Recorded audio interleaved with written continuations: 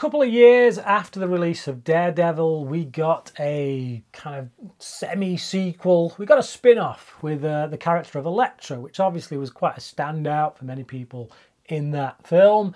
And, you know, if anyone was going to get a spin-off movie, she seemed like the most sensible choice. So that's exactly what they did. In 2005, Elektra hit cinemas. It's directed by Rob Bowman, who had previously done the X-Files movie, which I really love. He's a really good TV director as well. You know, done some of the best episodes of X-Files.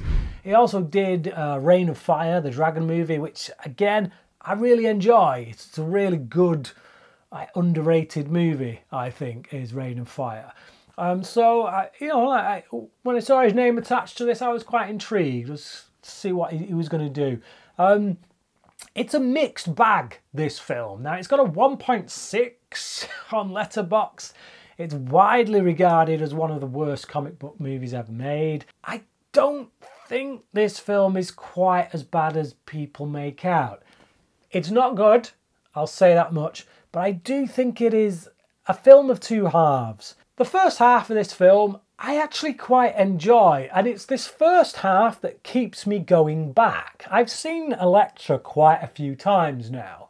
Now for the rating that I'm going to give it by the end of this review, it might make you question why I keep revisiting this film. And I often wonder that myself. But there's several things that come into play that make me come back to this. One is Jennifer Garner. I think she's a really good presence as Elektra. She's a fine actress. I think she brings a lot to the role, even though this is the best movie for this character. The second thing is that it's got a really short running time, which often for me is quite a selling point. If I just want to sit down and watch something quick, I'll go to something that's 80, 90 minutes long that I don't have to think too much about. And as a result, something like this will get stuck on. And three, there are enjoyable things about it. I do like the central story. I mean, it's something we've seen many times before. You know, a hitman or a hitwoman is sent on a job, and once they realise what the job is, they can't do it. So rather than being a hitman, they become a protector. Yeah, we've seen it so many times before, and I'm sure we'll see it again many more times. The question is, how do you deliver that? And I feel like for the first half of the film, it's delivered pretty well. I think Bowman does a pretty good job of setting up the world, setting up the characters, giving you a reason to root for Elektra, to follow her, giving you a reason to care about this family that she was supposed to do a hit on but decides not to.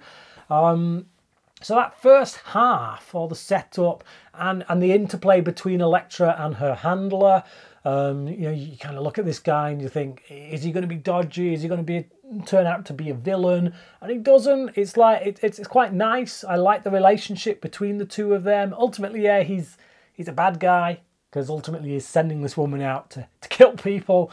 But they still do a good job of making this relationship, this dynamic between the two be quite a nice thing to watch, where you almost care about the two of them and him, you know, like. So it's got some good stuff there.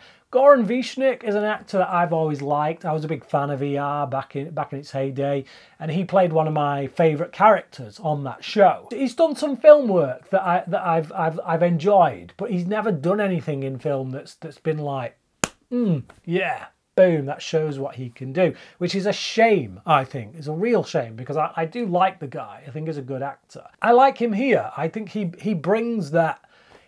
He's got like an ability to make you trust him. He's got a warmth about him that makes you trust him as a character. You know, he's the dad in this of the little girl, and he brings what's needed to make you care about him as the father of this girl.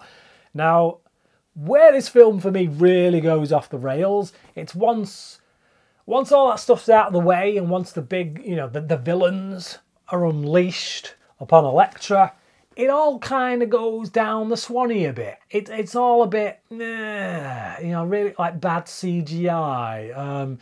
Villains that aren't really given much depth. An interesting villain in the shape of this this woman who's kind of like got a bit of a Poison Ivy vibe about her, where, you know, anything she touches, she can kind of decay. She's like, she just touches it, she's like poison. She's this toxic kind of lady. And the visuals there and the idea behind her is quite interesting. It makes me intrigued as to who this character is and where she can go, what they can do with her. And I'm looking forward to like a final showdown between her and Elektra. And it's no, it's just, they don't know what to do with her. It's just, they do a few little cool visuals towards the end, and then Elektra just goes and takes her out, and it's just in the most unbelievable way as well. Like, ultimately, Elektra is just human, let's not forget, and she throws this scythe that goes through all these trees, and you're just like, yeah, I'm pretty sure science dictates that there's no way that thing is killing this woman by now. Like, if she'd just thrown it through one hedge, maybe, but yeah, she practically throws it through an entire maze and takes this character out, and I'm just like, no. But it's filled with silly little moments like that in the second half, where all the fantasy element comes to the fore. These powered beings come after Elektra. Their superpowers aren't that great. They're a bit ho-hum. They involve a really tacky CGI. They involve the villains kind of giving these crappy little monologues with bad dialogue, where you're just like, ugh, you know, and kind of setting Elektra up for some one-liners or whatever. And it just fails, and it's a shame, because like I say, the setup's all really good, and I always remember, that's the stuff I always remember, and it's partly why I end up coming back to this film, because I'm like, I remember liking these characters, I remember liking where the story's going, and I do. It's just that you get to that second half and it all goes tits up. The fight sequences that are shot to try and look cool, you know, with curtains blowing behind people and slow-mo, but it doesn't, it just looks naff. And I lose interest. The things that I liked at the beginning that got me interested just start to wane and filter off, and it becomes an action movie in which the action is not that great. It's a shame. It's a wasted opportunity. I feel like maybe if it had more money, Bowman could have done more. Maybe they'd had more time. They could have worked on the last half a bit. But ultimately, very disappointing. Not the absolute misfire that everyone makes it out to be. Not the worst comic book movie ever made that, you know, it seems to have a reputation of. I can think of a dozen comic book movies that are worse than this that I won't revisit.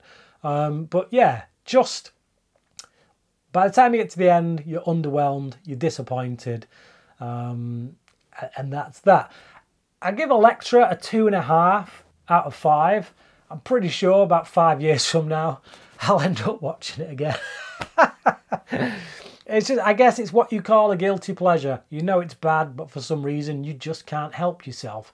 But what about you? Have you seen Elektra? Do you think it's as bad as people say, or do you find it to be one of those underrated movies and don't quite understand the hatred? I'm clearly somewhere in the middle of all that. But yeah, 2.5 out of 5 from me. What about you? Let me know your thoughts in the comments. Thanks for watching this video, and until next time, cracking.